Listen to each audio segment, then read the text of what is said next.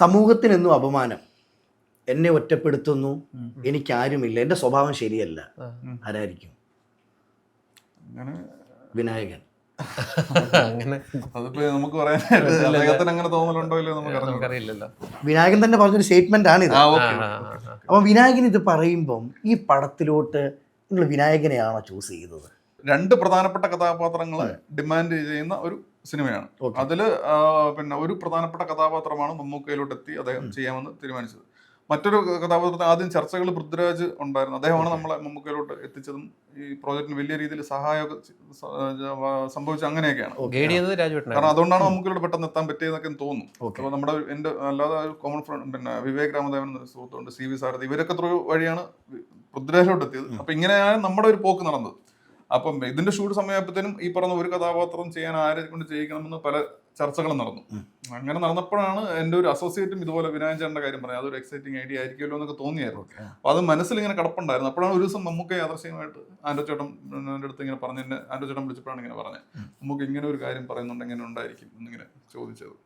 അപ്പോഴും അത് ആലോചിച്ചപ്പോൾ ഭയങ്കര എക്സൈറ്റിംഗ് ആയിട്ടുള്ള നമ്മുടെ മനസ്സിലും കിടപ്പുണ്ട്. അല്ല, ഓൾറെഡി ഉണ്ട്. പക്ഷെ അതിന്റെ ഒരു കോൺട്രാസ്റ്റ് ഉണ്ട്. മമ്മൂക്ക വിനായകൻ ചേട്ടൻ എന്ന് പറയുമ്പോൾ അതിലൊരു രസകരമായ കോൺട്രാസ്റ്റ് ഉണ്ട്. അപ്പൊ ആ കോൺട്രാസ്റ്റ് നമുക്ക് ഇപ്പോഴും പടത്തിന്റെ ഷൂട്ട് കഴിഞ്ഞിട്ട് ഔട്ട് വരുമ്പോഴും നമുക്കത് കിട്ടിയിട്ടുണ്ട്, ആൾക്കാർക്കും അത് കിട്ടിയിട്ടുണ്ട്. ചെയ്തിട്ടുള്ള കഥാപാത്രങ്ങളൊക്കെ അദ്ദേഹം നല്ല രീതിയിൽ പെർഫോം ചെയ്തിട്ടുള്ള നടനാണ്. പിന്നെ അദ്ദേഹം സ്ഥിരമായിട്ട് ചെയ്തുകൊണ്ടിരുന്ന കഥാപാത്രങ്ങളുടെ മാനസംസും ഒരു ക്യാരക്ടറൈസേഷൻസിന്റെ ഒക്കെ ചില ട്രൈറ്റ്സിൽ നിന്ന് വ്യത്യസ്തമായിട്ടുള്ള ഒരു ക്യാരക്ടറാണിത്. ഈ വിനായകന്റെ കഥാപാത്രം ഭീകരമായി ലൗഡ് അല്ല എന്നാണ് ഉദ്ദേശിച്ചത്.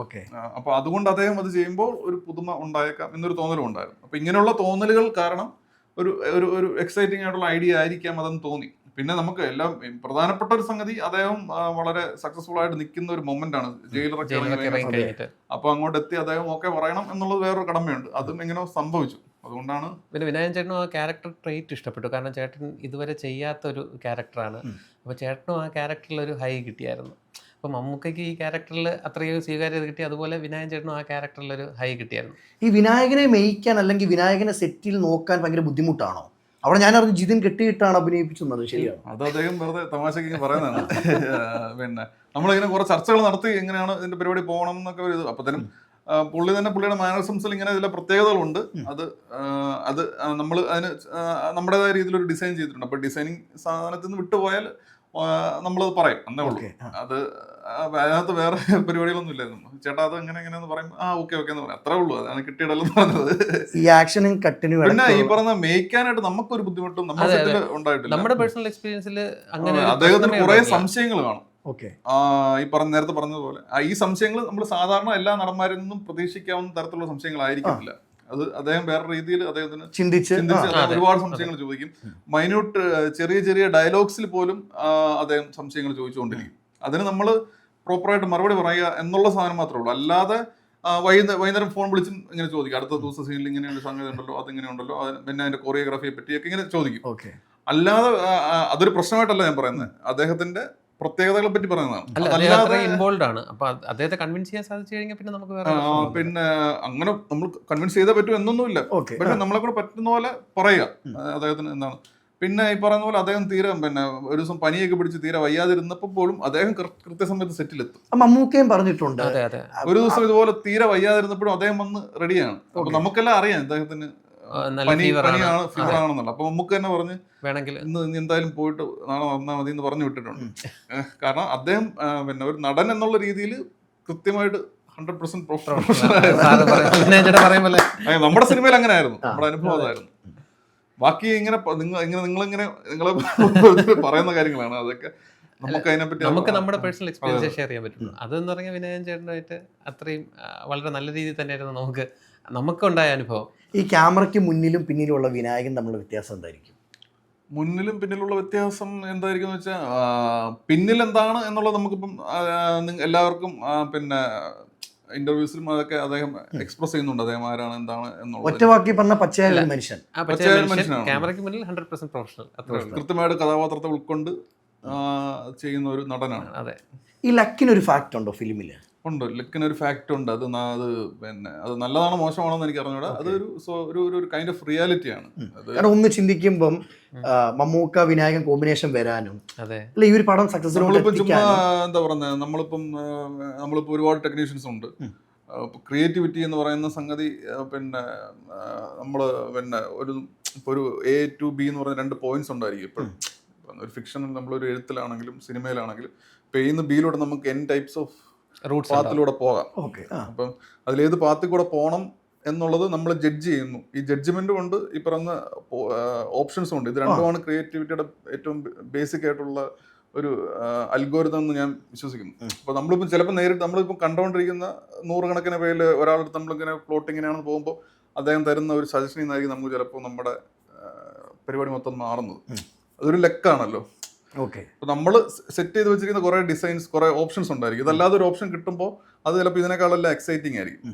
അത് ഒരു പ്രോഡക്റ്റ് ഓഫ് ലെക്കാണ്. ഞാൻ ക്രിയേറ്റിവിറ്റിയുടെ കാര്യത്തിൽ പറഞ്ഞു. പിന്നെ സിനിമയുടെ പരിപാടിയിലും അത് വേറെ രീതിയിൽ ഭയങ്കരമായിട്ട് വരുന്നുണ്ട്. നമ്മൾ ചിലപ്പോൾ യാദൃശ്യമായിട്ട് വെറുതെ കാണുന്ന ഒരാളായിരിക്കും ചിലപ്പോൾ ഒരു പ്രോജക്റ്റിലോട്ട് ഏതെങ്കിലും രീതിയിൽ നമ്മളെ കൊണ്ടുവന്ന് ഹെൽപ്പ് ചെയ്ത് മറ്റേ ബട്ടർഫ്ലൈ എഫക്റ്റ് പോലെ നിൽക്കും.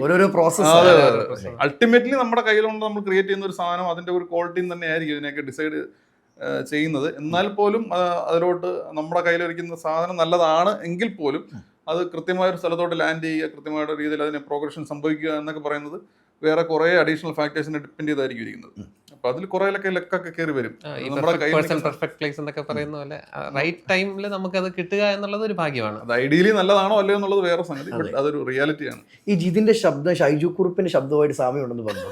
ആണോ? ആരും ഞാൻ പറയുക, ഒന്ന് ഒബ്സർവ് ചെയ്ത് നോക്കിയാൽ മനസ്സിലാവും. അപ്പൊ ഇനി അങ്ങനെ ഇരിക്കാം. ഇനിയിപ്പോൾ ഞങ്ങൾക്ക് അറിയേണ്ടത്, ഒരുപാട് പടത്തിൽ സ്ത്രീ കഥാപാത്രം ചെയ്യുന്ന, സ്ത്രീവേഷം ചെയ്യുന്ന ഒരുപാട് ആളുകളുണ്ട്. എൻ്റെ പൊന്നടവ് ഇത്രയും സ്ത്രീകളെയൊക്കെ എവിടെ നിന്ന് കിട്ടി? അല്ലെ എന്താ ഇതിൻ്റെ ഒരു മാജിക്ക്? സ്ക്രിപ്റ്റിൽ നമുക്ക് അത്രയും സ്ത്രീ കഥാപാത്രങ്ങൾ ഉൾക്കൊള്ളിച്ചുകൊണ്ടുള്ള ഒരു സ്ക്രിപ്റ്റ് ആയിരുന്നു. അപ്പോൾ അതിനുവേണ്ടി നമ്മൾ ആ ക്യാരക്ടറിന് വേണ്ടി അവരുടെ തന്നെ ഡൈനാമിക്സ് ഒക്കെ നോക്കി, ആ ക്യാരക്ടറിന്റെ ഡൈനാമിക്സ് നോക്കി നമ്മൾ ചൂസ് ചെയ്തതാണ് ഓരോരുത്തർ. എന്നാൽ ഒരു വിയോജിപ്പ് നിങ്ങളോടുള്ളത് ഓപ്പണായിട്ട് അങ്ങ് പറയുക, നിങ്ങൾ ഇങ്ങനെ ആരോടും ചെയ്യല്ലേ. എന്താ കാര്യം എന്ന് വെച്ചാൽ അറ്റ്ലീസ്റ്റ് അത്രയും പേര് അഭിനയിച്ചെങ്കിൽ ആ ലേഡീസിനോടേലും പറയും ഇവരൊക്കെ ഉണ്ടെന്ന്. ഇത് അവരോട് ആരോടും പറയാതെ ഇന്നലെയാണ് അവർ പരസ്പരം പറയുന്നത് ഇങ്ങനെ ആൾക്കാരൊക്കെ ഉണ്ടെന്ന്. അതിന്റെ ഒരു സർപ്രൈസ്. അത് അങ്ങനെ ഡെലിബറേറ്റ്ലി ചെയ്തൊന്നുമല്ല. നമ്മളിപ്പം സിനിമയിൽ പിന്നെ അങ്ങനെയാണല്ലോ അത്. അതായത് പിന്നെ എല്ലാവരോടും പറയേണ്ട ഒരു സിറ്റുവേഷൻ വരത്തില്ല. പിന്നെ നമ്മളിപ്പോ ഒരു പർട്ടിക്കുലർ കഥാപാത്രം നമുക്ക് ഒരു സിനിമയിൽ അഭിനയിക്കുന്ന എല്ലാവരോടും ഒരു പരിധിക്കപ്പുറം റിവീൽ ചെയ്യാനും പരിമിതികളുണ്ടായിരുന്നു. ഈ സിനിമയുടെ ജോണറിന്റെ പ്രത്യേകതകൾ കൊണ്ടാണ്. അപ്പൊ അങ്ങനെ സംഭവിച്ചു പോയതാണ്. അല്ലാതെ കാണിച്ചുകൊണ്ട് നമുക്കൊരു ക്യൂരിയോസിറ്റിയും ബിൽഡ് ചെയ്യാൻ പറ്റി. ഞാനിപ്പം പറഞ്ഞ ചോദ്യം ഹൈലൈറ്റ് ചെയ്യണം കേട്ടോ. ഇത്രയും പേര് ഇപ്പൊ ഇതൊരു റിയൽ സ്റ്റോറി ആണോ? റിയൽ സ്റ്റോറി ആണോ എന്ന് ചോദിച്ചാൽ ഒന്നിൽ കൂടുതൽ റിയൽ ലൈഫ് സംഭവങ്ങളിൽ നിന്ന് ഇൻസ്പയർ ചെയ്ത ഫിക്ഷനാണ്. പ്യൂർ ഫിക്ഷനാണ്. പിന്നെ ഈ പറഞ്ഞ പോലെ കണ്ടോണ്ടിരിക്കുമ്പോൾ കാണുന്ന ചില എലമെന്റ്സ്, ചില കഥാസന്ദർഭങ്ങളൊക്കെ കാണുമ്പോഴും, ചില കഥാപാത്രങ്ങളുടെ ചെയ്തികളൊക്കെ കാണുമ്പോഴും നമുക്ക് പരിചയമുള്ള, നമ്മൾ എവിടെയെങ്കിലുമൊക്കെ വായിച്ചു കേട്ടിറങ്ങിയ ചില കഥാപാത്രങ്ങളെയും കഥാസന്ദർഭങ്ങളെയും സാമ്യമായിട്ടൊക്കെ വരും. ഡിസംബർ 5 കളങ്കാവൽ പടം ഞങ്ങൾ എന്തിനു പോയി കാണണം? നമ്മള് പിന്നെ ഒരു മമ്മൂക്ക എന്ന് പറയുന്ന ഒരു മഹാനായ നടൻ, അദ്ദേഹം കുറച്ചു കാലങ്ങളായിട്ട് ചെയ്തുകൊണ്ടിരിക്കുന്ന വ്യത്യസ്തമായ കഥാപാത്രങ്ങളും അദ്ദേഹം പിന്നെ ചൂസ് ചെയ്യുന്ന വ്യത്യസ്തമായ കഥാപരിസരങ്ങളൊക്കെ ഉണ്ട്. അപ്പോൾ അത്തരത്തിലുള്ള തിരഞ്ഞെടുപ്പുകളുടെയും തിരഞ്ഞെടുപ്പിൻ്റെ പുറത്ത് അദ്ദേഹം നടത്തിക്കൊണ്ടിരിക്കുന്ന നമ്മളെ വളരെ എക്സൈറ്റ് ചെയ്യിപ്പിക്കുന്ന പെർഫോമൻസുകളുടെയൊക്കെ ഒരു തുടർച്ച, ഒരു കൈൻഡ് ഓഫ് തുടർച്ച നിങ്ങൾക്ക് ഇതിനകത്ത് നിന്ന് കിട്ടും. പിന്നെ ഇതിൻ്റെ ഒരു നെഗറ്റീവ് സ്ട്രക്ചറിലും മറ്റും ഈ പറയുന്ന ക്രൈം ഡ്രാമ, ക്രൈം ത്രില്ലർ എലമെന്റ്സിൻ്റെ ഒക്കെ ഒരു മിക്സറാണ്. പിന്നെ ഈ പറയുന്ന പിടിക്ക് ചെറിയ നോൺ ലീനിയർ പരിപാടികളൊക്കെ വെച്ചിട്ട് ഒരു കഥാപരമായിട്ടും ഒരു കൈൻഡ് ഓഫ് പുതിയ എക്സ്പീരിയൻസ് പ്രൊവൈഡ് ചെയ്യാനുള്ള ശ്രമം ഇതിനകത്തുണ്ട്. പിന്നെ മ്യൂസിക് എഡിറ്റിംഗ്, ഇതിങ്ങനെയുള്ള പരിപാടിയിൽ നമ്മളെ കൊണ്ട് പറ്റുന്ന രീതിയിൽ ചില പരിപാടികൾ ചെയ്യാനൊക്കെ ശ്രമിച്ചിട്ടുണ്ട്. അപ്പോൾ അതിൻ്റെയൊക്കെ ഒരു ഔട്ട്പുട്ട് ഇതിനകത്ത് വന്നിട്ടുണ്ടെന്ന് തോന്നുന്നു. ആ പടത്തിനൊരു സ്വഭാവമുണ്ട്. ആ സ്വഭാവം അറിഞ്ഞ് കാണുന്നവർക്ക് ഒരു എക്സൈറ്റിംഗ് ആയിട്ടുള്ള ഒരു എക്സ്പീരിയൻസ് പ്രൊവൈഡ് ചെയ്യാൻ പറ്റുന്ന ഒരു ആത്മവിശ്വാസമുണ്ട്. അതായത് ജിതിനും ജിഷ്ണു ഇപ്പം മനസ്സിൽ പറയുന്നത് ഒന്ന് ടിക്കറ്റ് എടുത്ത് നോക്ക്. അതല്ലേ അറിയാലോ, മമ്മൂട്ടിയാണ്. അപ്പോൾ നമ്മളെല്ലാവരും കാത്തിരിക്കും. ഈ കളങ്കാവൽ എന്നൊരു പേര് വന്നത് എങ്ങനെയായിരുന്നു, അല്ലെങ്കിൽ ആ ഒരു പേരിലേക്ക് പോയത് എങ്ങനെയായിരുന്നു? കളങ്കാവല് ആക്ച്വലി ഇതൊരു റിച്വലാണ്. തെക്കൻ തിരുവിതാംകൂറിൽ നടക്കുന്ന ദേവീക്ഷേത്രങ്ങൾ, ഭദ്രകാളി ദേവീക്ഷേത്രങ്ങളിൽ നടക്കുന്ന ഒരു ആചാരമാണ്. ഓക്കെ. അതായത് ദാരികനെ അന്വേഷിച്ച് ഭദ്രകാളി ദേവി പല ദിക്കുകളിൽ പോകുന്ന ഒരു പ്രോസസ്സിനെയാണ് നമ്മൾ ഈ കളങ്കാവൽ എന്ന് പറയുന്നത്. എന്നിട്ട് കളത്തിന് കാവൽ നിൽക്കുക, ഓക്കെ. അവിടെ അങ്ങ് സെക്യൂർ ആക്കുക എന്നുള്ള പ്രോസസ്സാണ്. അപ്പോൾ ഇത് ഞങ്ങൾ രണ്ടുപേരും ട്രിവാൻഡ്രം ബേസ്ഡ് ചെയ്തിട്ടുള്ള ആൾക്കാരാണ്. അപ്പം എൻ്റെ നാടിനടുത്തുള്ള പ്രദേശങ്ങളിലൊക്കെ ഈ ഒരു പ്രോസസ്സ് നടക്കുന്നുണ്ട്. അപ്പോൾ ഇങ്ങനെ ഒരു ദിവസം ഞാനും വൈഫും കൂടിയുള്ള ഡിസ്കഷനിൽ ഇങ്ങനെ ഒരു ടേം വരികയും, അപ്പോൾ ഞങ്ങൾ ഓൾറെഡി ഒരു ടൈറ്റിലിന് വേണ്ടി അന്വേഷിച്ചുകൊണ്ടിരിക്കുകയായിരുന്നു. അപ്പോൾ അതിൻ്റെ ഒരു വാച്യാർത്ഥവും പിന്നെ ഒരു ജോഗ്രഫിക്കലി ഉള്ള ഒരു പരിപാടിയൊക്കെ വെച്ച് നമ്മൾ നോക്കിയപ്പോൾ ചിലപ്പോൾ മേ ബി നമ്മുടെ കഥയ്ക്ക് ഇത് ആപ്റ്റ് ആകും എന്ന് തോന്നി. അങ്ങനെ ആ ഡിസ്കഷനിൽ ജിതിനുമായിട്ട് സംസാരിച്ചപ്പോൾ ജിതിനും അത് ഇൻട്രസ്റ്റിംഗ് ആയിട്ട് തോന്നി. അത് നമ്മൾ വീടിന് തൊട്ട് ഒരു 3-4 കിലോമീറ്റർ അപ്പുറത്ത് ക്ഷേത്രത്തിൽ ഇത് ഉണ്ടായിരുന്നു. ഉണ്ടായിരുന്നു. എനിക്കത് അറിഞ്ഞൂടായിരുന്നു.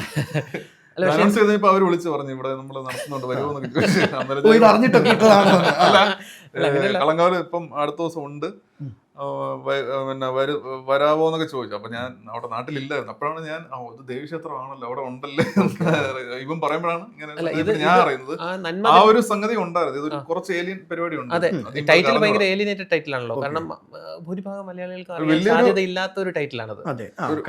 ഒരു വലിയൊരു റിച്വലിന്റെ അകത്ത് വരുന്ന ഒരു ചെറിയ റിച്വൽ പോലെയാണ്. ഒരുപാട് പ്രോസസ് ഉണ്ട്. കാളിയൂട്ടുമായിട്ട് ബന്ധപ്പെട്ട് നടത്തുന്ന ഒരു റിച്വൽ, ദിക്കുബലി, നിലത്തിൽ അങ്ങനെ ഒരുപാട് പ്രോസസ് ഉണ്ട്. അപ്പൊ അതിലൊരു പ്രോസസ്സാണ് ഈ കളങ്കാവൽ എന്ന് പറയുന്നത്. ബേസിക്കലി ഭദ്രകാളി ദേവി ദാരികനെ അന്വേഷിച്ച് 4 ദിക്കും 8 ദിക്കും പോകുന്നത് യാത്രയുടെയും ദാരിക നിഗ്രഹവും ഒക്കെ ആയിട്ട് ബന്ധപ്പെട്ട നന്മതിന്മ കോൺഫ്ലിക്റ്റ് ഒക്കെ കയറി വരുന്ന ഒരു സംഗതിയാണ്. എന്റെ ഹൈ എന്ന് പറഞ്ഞാൽ ആ നന്മതിന്മ കോൺഫ്ലിക്റ്റ് ആണ്. അപ്പൊ അതിനെ ബേസ് ചെയ്തിട്ടാണ് സംഭവം നമ്മുടെ പടവുമായിട്ട് എവിടെയൊക്കെ ഒരു കണക്ഷൻ ഉണ്ട്. അപ്പൊ അതുകൊണ്ട് തന്നെയാണ്. അപ്പൊ അത് ജിതിന് പറയുന്നു, ജിതിന് സ്വീകാര്യതയായിരുന്നു. മമ്മൂക്കയോട് പറയുന്നു. അപ്പൊ മമ്മൂക്കയ്ക്കും അതിലൊരു എക്സൈറ്റ്മെന്റ് കിട്ടി. കുറെ പേർക്ക് അതിനോട് താല്പര്യം ഇല്ലായിരുന്നു. കാരണം ഇത് ആൾക്കാർക്ക് കണക്ട് ആകുമോ എന്നുള്ളൊരു, കാരണം ഭയങ്കര ഏലിയൻ ടൈറ്റിലാണ്. പക്ഷെ ഇതിനപ്പുറം കണക്ട് ആവാൻ ഒരു പേരും ഇല്ല കേട്ടോ. അതെനിക്ക് തോന്നുന്നു. പിന്നെ കുറെ സോഷ്യൽ മീഡിയയിൽ കുറെ ഡിസ്കഷൻസ് ഈ പേര് അനൗൺസ് ചെയ്തപ്പോൾ തന്നെ വന്നു. നമ്മുടെ എല്ലാവരുടെയും ജീവിതം ഭയങ്കരമായിട്ട് സോഷ്യൽ മീഡിയയുമായിട്ട് കണക്റ്റഡ് ആണ്, അഡിക്റ്റഡ് ആണെന്ന് പറയാം. എല്ലാവരും ഒരു 2 മിനിറ്റ് കഴിഞ്ഞാൽ ഫോൺ എടുത്ത് ചെക്ക് ചെയ്യും. അങ്ങനെയാണ് നമ്മുടെ ഒരു അവയവമായിട്ട് ഫോൺ മാറിക്കഴിഞ്ഞ ഒരു സമയമാണ്. അപ്പൊ അതുകൊണ്ട് തന്നെ ഇത് എല്ലാവരോടും പെട്ടെന്ന് എത്തി. ഇപ്പൊ എന്റെ തന്നെ ഒരു ഫ്രണ്ട് നമ്പൂന്നൊരു സുഹൃത്തുണ്ട്, അവന് ഒരു വലിയൊരു സാധനം എഴുതിയിട്ട് അവന്. അപ്പൊ ഞാൻ തന്നെ അവനെ വിളിച്ചു, നിനക്ക് ഇതൊക്കെ എവിടെ നിന്ന് കിട്ടി? എനിക്ക് കാര്യങ്ങളൊക്കെയാണ് അതിനകത്ത് എഴുതിയിരിക്കുന്നത്. അല്ല, നമ്മൾ പ്രതീക്ഷിക്കുന്നതിൽ ഉപരിയുള്ള റൈറ്റപ്സ് പെട്ടെന്ന് വന്നു. വന്നപ്പോ അവൻ നെറ്റിൽ നിന്നൊക്കെ എടുത്തിട്ടാണ് കൃത്യമായിട്ട് ഡോക്യുമെന്റ് ചെയ്ത്. അപ്പൊ അതൊക്കെ ഭയങ്കരമായിട്ട് വൈറലായി. ആ ഒരു പേരിന് വേണ്ടി അത്ര സെർച്ച് ചെയ്യുന്നുണ്ടല്ലോ അല്ലേ? അല്ല, നമ്മൾ ഇതിന് വേണ്ടിയിട്ട് കൊടുക്കണമെന്ന് തന്നെ ആദ്യം ആലോചിച്ചിരുന്നു. പക്ഷെ അതൊന്നും വേണ്ടി വന്നില്ല, ആൾക്കാരങ്ങ് സ്വീകരിച്ചു. സ്വാഭാവികമായിട്ട് അത് അതിന് മുമ്പേ ചർച്ച നടന്നുകൊണ്ട് അത് എല്ലാവരിലോട്ട് എത്തി. ആൾക്കാരിൽ ഞാൻ എല്ലാവരോടും എത്തിയെന്ന് പറയുന്നില്ല, എന്നാലും ഒരു നല്ലൊരു വിഭാഗം ആൾക്കാരിലോട്ട് എത്തി. അതിന്റെ അർത്ഥവും ഒക്കെ ആൾക്കാരിലോട്ട് കണക്ട് ആവുകയൊക്കെ ചെയ്തു. അതെ, അതൊരു യൂണീക്ക് വേർഡാണ്. ആൾക്കാർക്ക് അത്ര ഐഡന്റിക്കലായിട്ട് തോന്നി, ആൾക്കാരത് സ്വീകരിച്ചു എന്നുള്ളതാണ്. മമ്മൂക്ക നായകനോ വില്ലനോ? നമുക്ക് നായകനോ വില്ലനോ എന്ന് പിന്നെ നമ്മള് ഒഫീഷ്യലി അങ്ങനെ പറയുന്നില്ല. നായകൻ വില്ലൻ സങ്കല്പങ്ങൾക്ക് അപ്പുറത്ത് 2 കഥാപാത്രങ്ങളെ ഇവർ ചെയ്യുന്നു എന്നേ ഉള്ളൂ. ഇത് അങ്ങനെ ഞാൻ കുറെ അടുത്ത് പറഞ്ഞിട്ടുണ്ട്. ഇങ്ങനെ ഈ സ്പെക്ട്രത്തിന്റെ ഇടയിൽ നമ്മളിവരെ നിർത്തിയിട്ടില്ല. എന്തായാലും ആരെ നിർത്തുന്നില്ല, നായകനെന്നോ വില്ലനെന്നോ 2 പോയിന്റ്സ് നിർത്തുന്നില്ല. സ്പെക്ട്രത്തിന്റെ ഇടയിലോട്ട് അങ്ങ് ഇറക്കി വിട്ടിരിക്കുന്നു. വിനായകന്റെ മമ്മൂക്കയുടെ ഒരു അഴിഞ്ഞാട്ടം കാണാം 5-ാം തീയതി എന്ന് ചോദിച്ചാൽ അത് സബ്ജക്റ്റീവായിട്ടുള്ള സംഗതിയാണ്. ബട്ട് എന്നാലും നേരത്തെ പറഞ്ഞല്ലോ, അറിയാലോ, മമ്മൂക്കയാണ്, വിനായകൻ ചേട്ടനാണ്. പ്രേക്ഷകരോട് എന്താ ഈ നിമിഷം പറയാനുള്ളത്? പ്രേക്ഷകരോട് എന്തായാലും തിയേറ്ററിൽ പോയി കണ്ടേ പറ്റൂ എന്നേ പറയുന്നത്. ഒന്ന് കാണണം അല്ലേ? കണ്ടു കഴിഞ്ഞാൽ നിങ്ങൾക്ക് ഒരു പുത്തൻ സിനിമാറ്റിക് എക്സ്പീരിയൻസ് നൽകാനുള്ള ശ്രമങ്ങൾ നമ്മൾ നടത്തിയിട്ടുണ്ട്. തോന്നുന്ന കാര്യങ്ങൾ മറ്റുള്ളവരോടും പറഞ്ഞ് മറ്റുള്ളവരെ കാണാൻ വളരെ സന്തോഷം. ഇപ്പൊ ജിതിനെയും ജിഷ്ണുവിനെയും പോലെ തന്നെ ഒരുപാട് ആളുകൾ സിനിമയെ സ്നേഹിക്കുന്ന, അല്ലെങ്കിൽ ഞങ്ങൾക്ക് നടന്മാരിലേക്ക് കഥകൾ എത്തിക്കണം, അല്ലെങ്കിൽ ഞങ്ങൾക്ക് അഭിനയിക്കണം എന്നാഗ്രഹിക്കുന്ന ആളുകൾ 2 രീതിയിലുണ്ട്. ഒന്ന് ഫെയിം വേണമെന്ന് ആഗ്രഹിക്കുന്നവരുണ്ട്, അല്ലെങ്കിൽ പടത്തെ അത്രമേൽ സിനിമയെ സ്നേഹിച്ച് ഇറങ്ങിത്തിരിക്കുന്ന ആളുകളുണ്ട്. ഇവരോടൊക്കെ ഇതുവരെയുള്ള യാത്രയിൽ പഠിച്ച അനുഭവം വെച്ച് എന്താണ് പറയാനുള്ളത്? 2ഉം ഒരുമിച്ച് ആഗ്രഹിക്കുന്നവരും ഉണ്ടായിരിക്കും, അവരായിരിക്കും കൂടുതലും തോന്നുന്നു. പിന്നെ ഒന്ന് ഏറ്റവും പ്രധാനപ്പെട്ട സംഗതി ഒരു കറക്റ്റ് ആയിട്ടുള്ള കോൺഫിഡൻസ് ഉണ്ടായിരിക്കുക എന്നുള്ളതാണെന്ന് തോന്നുന്നു. കോൺഫിഡൻസ് ഒരു മെയിൻ ഘടകമാണ്. പക്ഷെ അതിനകത്ത് ഞാൻ പറയുന്നത് കോൺഫിഡൻസ്, എനിക്ക് കോൺഫിഡൻസ് ഉണ്ട് എന്നുള്ള സംഗതിയല്ല ഉദ്ദേശിക്കുന്നത്. എൻ്റെ എനിക്കുള്ള കോൺഫിഡൻസ് റിയൽ ആണോ അല്ലയോ എന്നുള്ള ഒരു ബോധ്യം കൂടെ ഉണ്ടായിരിക്കണം. എന്റെ പേഴ്സണൽ ഇതിൽ തന്നെ ഞാൻ പറയുന്നത്, ഇപ്പൊ നമ്മൾക്ക് ഇപ്പോൾ ഒരു സബ്ജക്ട് നമ്മൾ ഭയങ്കര എക്സൈറ്റ്മെന്റ് തരുന്ന ഒരു സബ്ജക്ട് നമ്മുടെ കയ്യിലുണ്ടെന്ന് നോക്കുക, കുറച്ചാൾ കഴിഞ്ഞ് പിന്നെ അതിനകത്തോട്ട് നോക്കുമ്പോഴത്തേനും അത് അത്ര പോരായിരുന്നു എന്ന് തോന്നിയേക്കാം. കാരണം ഒരു സമയത്ത് നമുക്കുള്ള കോൺഫിഡൻസ് കറക്റ്റ് ആയിരുന്നില്ല എന്നാണ് ഞാൻ എൻ്റെ പേഴ്സണൽ അനുഭവത്തിൽ നിന്ന് പറയുന്ന ഒരു സംഗതി. അത് കറക്റ്റ് ആയിരിക്കണം എന്നുള്ളതാണ് ഉദ്ദേശിച്ചത്. നമ്മുടെ കയ്യിലുള്ള സാധനം നല്ലതായിരിക്കണം എന്നുള്ള ബോധ്യം നമുക്കുള്ളതിനോടൊപ്പം ആ ബോധ്യം കറക്റ്റും ആയിരിക്കണം. പിന്നെ അതിലോട്ട് അങ്ങനെ ആണെങ്കിൽ പറ്റുന്ന പോലെ മാക്സിമം ശ്രമിച്ചുകൊണ്ടേ ഇരിക്കുക. അത് ഒരു ഇന്നല്ലെങ്കിൽ നാളെ എത്തപ്പെടാൻ പറ്റും. പറ്റും എന്ന് പറഞ്ഞ് 100% പറ്റും എന്നൊന്നും പറയാൻ നമുക്ക് ഇല്ല. കാരണം നമ്മളിതിനകത്ത് വർക്ക് ചെയ്യുന്നവരാണ്, ചെയ്ത ഒരുപാട് അനുഭവങ്ങളും ഒരുപാട് വ്യക്തികളെ കണ്ടിട്ടുള്ളവരുമാണ്. അപ്പം പിന്നെ സാമ്പത്തികമായിട്ടാണെങ്കിലും മറ്റ് പല ഘടകങ്ങളുടെ പുറത്തും നമുക്ക് 100% ഇതിനകത്ത് സക്സസ് ഒന്നും ഒരിക്കലും പറയാൻ പറ്റത്തില്ല. അല്ലാത്തവരാണ് കൂടുതൽ. ഞാണിമേക്കളിയാണോ? ഞാണിമേൽക്കളി എന്ന് പറയാൻ പറ്റത്തില്ല. ഇത് കുറവാണ്. ഭാഗ്യപരീക്ഷണങ്ങൾക്ക് അപ്പുറത്ത് ആ റിയാലിറ്റിയെ പറ്റി പറഞ്ഞാണ്. അത്രയും പേര് ഇതിനുവേണ്ടി ശ്രമിക്കുന്നുണ്ട്. അതിൽ ഒരു പെർസെൻറ്റേജ് ആൾക്കാരായിരിക്കും അങ്ങോട്ട് എത്തുക എന്നുള്ളൊരു ബോധ്യം ഉള്ളിൽ വേണം. പക്ഷെ നമ്മൾ പറ്റുന്ന പോലെ ശ്രമിച്ചുകൊണ്ടിരിക്കുക എന്നേ പറയാൻ പറ്റും. ഇതിൽ ജിഷ്ണുവിന്റെയും ജിതിന്റെയും കാര്യം എടുത്ത് നോക്കുമ്പോൾ ഒന്നുമില്ലെങ്കിൽ ഒരു കാര്യത്തിൽ ഭാഗ്യവാന്മാരാ. ബാങ്ക് ഉദ്യോഗസ്ഥനാ ജിഷ്ണു അല്ലേ? അപ്പം പൈസ അത്ര വലിയ പ്രശ്നങ്ങളോ കാര്യങ്ങളോ ഒന്നും വരാൻ പോകുന്നില്ല. എനിക്ക് പിന്നെ വൈഫും അങ്ങനെ സപ്പോർട്ട് സിസ്റ്റം ഉണ്ടായിരുന്നു. പിന്നെ എന്നാ വേണം? അങ്ങനെയല്ല, അത് അങ്ങനെ പറഞ്ഞിട്ട് കാര്യമില്ല. ഈ ഫാമിലി സപ്പോർട്ട് ഒരു ഘടകമാണ്. ഫാമിലി സപ്പോർട്ട് ഇമ്പോർട്ടന്റ് ആയിട്ടുള്ള കാര്യമാണ്. ഫാമിലി സപ്പോർട്ട് ഇല്ലാതെ വന്ന് സക്സസ് ആവുന്നവരുണ്ട്. ബട്ട് അതുണ്ടെങ്കിൽ അത് വളരെ വളരെ നമുക്കൊരു അതെ കുറച്ച് അത് വലിയ ഇപ്പൊ എനിക്ക് അത്യാവശ്യം സപ്പോർട്ട് ഉണ്ടായിരുന്നു. അതിന്റെ ഒരുപാട് ഗുണം ഉണ്ടായിരുന്നു. അതില്ലാതെയും ചെയ്യുന്നവരും ഉണ്ട്. അത് അത്രയും ഡിഫിക്കൽറ്റി